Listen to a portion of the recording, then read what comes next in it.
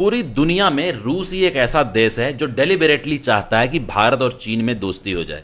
और इसका एक बहुत सॉलिड रीजन है। रूस आरआईसी को फिर से एक्टिवेट करना चाहता है। आरआईसी रूस इंडिया चाइना एक ट्राइलेटरल अलायंस है जो कि फिलहाल किसी काम का नहीं है, क्योंकि भारत और चीन के बीच रिश्ते ठीक नहीं है। रूस बहुत अच्छी बॉन्डिंग शेयर कर रहा है चीन के साथ, और भारत के साथ तो पुरानी दोस्ती है ही। तो अगर भारत और चीन अपने इश्यूज को रिजॉल्व कर पाते हैं तो आरआईसी फिर से पुनर्जीवित हो जाएगा, और फिर इस अलायंस के सामने दूसरा कोई और अलायंस टिक ही नहीं पाएगा।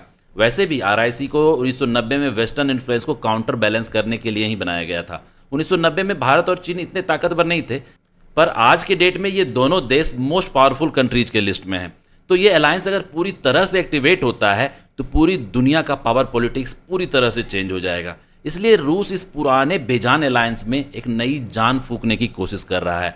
वेस्टर्न कंट्रीज का बिगेस्ट नाइटमेयर होगा अगर आरआईसी एग्जिस्टेंस में आता है। इसलिए भी वेस्टर्न कंट्रीज कभी नहीं चाहती कि इंडिया और चीन या फिर इंडिया और पाकिस्तान के बीच चीज़ें ठीक हो। रसिया को एक और भी डर है। इंडिया ऑलरेडी क्वाड का मेंबर है और ट्रंप ने G7 को एक्सपेंड करके भारत को भी उसमें ऐड करने की वकालत कर चुके हैं। अगर भारत को वेस्टर्न अलायंसेस अपनी ओर खींच लेता है तो रूस का बनाया हुआ आरआईसी अलायंस कभी भी एक्टिव नहीं हो पाएगा। इसलिए रूस ज़्यादा से ज़्यादा एफर्ट लगा रहा है कि भारत और चीन के बीच चीज़ें नॉर्मल हो जाए।